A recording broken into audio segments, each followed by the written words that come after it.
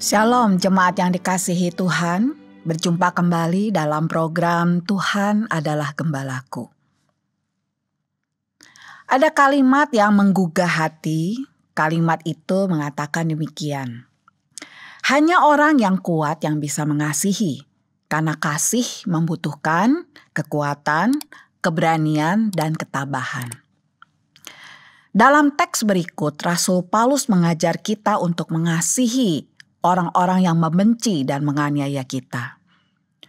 Rasul Paulus mengerti bahwa mengasihi itu tidak mudah. Pada zamannya, orang-orang Kristen di Roma di abad pertama juga sering menjadi sasaran intimidasi atau penganiayaan karena iman mereka kepada Kristus. Pengalaman ini membuat mereka bertanya, bagaimana Tuhan ingin kita menanggapinya. Demikian juga kita yang hidup di masa kini. Bila ada orang tidak menyukai atau memusuhi kita, bahkan secara sengaja membuat kita sengsara, menyebar fitnah, memprovokasi kita pun menyampaikan pertanyaan yang sama. Bagaimana Tuhan ingin kita menanggapinya? Apakah jawaban dari Rasul Paulus? Mari kita membaca teks Roma Pasal 12 ayat 17 sampai 21 berikut ini. Janganlah membalas kejahatan dengan kejahatan. Lakukanlah apa yang baik bagi semua orang. Sedapat-dapatnya kalau hal itu bergantung padamu, hiduplah dalam perdamaian dengan semua orang.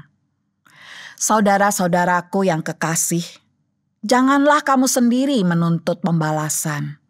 Tetapi berilah tempat kepada murka Allah, sebab ada tertulis, pembalasan itu adalah hakku. Akulah yang akan menuntut pembalasan, firman Tuhan. Tetapi jika seterumu lapar, berilah dia makan.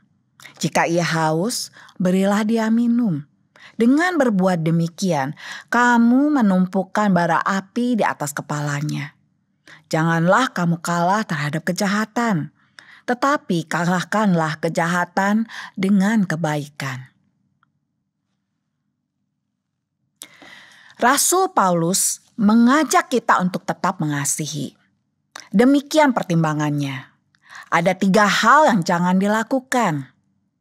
Yang pertama, jangan membalas kejahatan dengan kejahatan. Yang kedua, jangan mencari pembalasan. Mengapa? Karena pembalasan itu tugas Tuhan.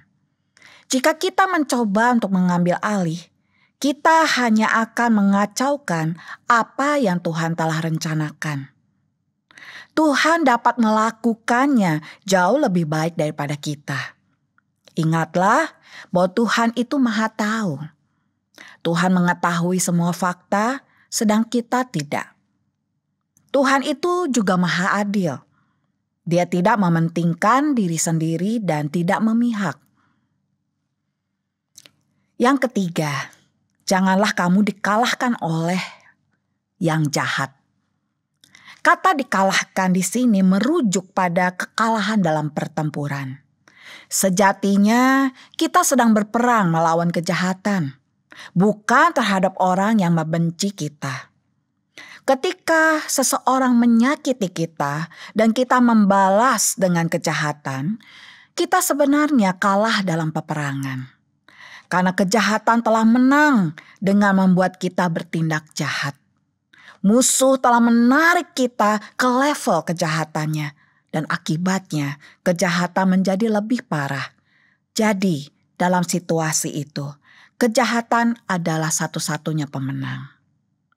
Karena itu ada 3 hal yang perlu kita lakukan. Lakukanlah apa yang baik bagi semua orang. Ini adalah tindakan penuh kesadaran. Berfokus pada kepentingan orang lain dengan niat yang baik.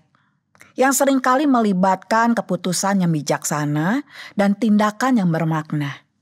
Yang bisa dilihat oleh orang lain sebagai sesuatu yang bernilai dan mulia. Yang kedua, lakukanlah apa yang berkontribusi pada damai sejahtera. Roma 12 ayat 18 mengajarkan kita untuk hidup damai dengan semua orang, bahkan dengan mereka yang memusuhi kita.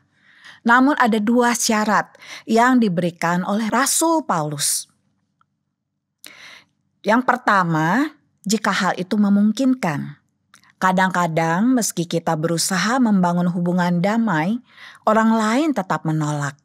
Kita tidak bisa memaksakan perubahan pada orang lain. Kita bertanggung jawab atas tindakan kita sendiri. Syarat kedua, sebanyak yang engkau perbuat, kita harus berusaha semaksimal mungkin untuk menjaga kedamaian tanpa mengorbankan kebenaran atau prinsip Alkitab. Hal ketiga yang dapat kita lakukan, melayani kebutuhan orang lain. Dengan melayani kebutuhan mereka, kita mengalahkan kejahatan dengan kebaikan. Seperti yang diajarkan oleh Rasul Paulus di Roma pasal 12 ayat 21.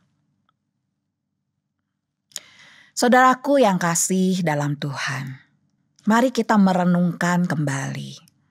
Bagaimana kita biasanya merespon saat disakiti atau dimusuhi?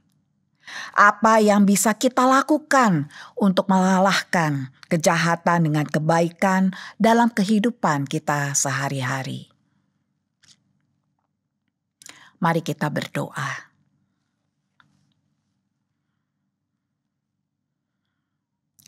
Bapa dalam kerajaan surga, ketika dunia mendesak kami untuk membalas kejahatan dengan kejahatan, berusaha menarik kami ke level yang terendah dalam kehidupan dunia ini. Tetapi ya Tuhan, firman-Mu mengingatkan kami agar kami Tuhan belajar mengasihi. Kami belajar mengalahkan kejahatan dengan kebaikan.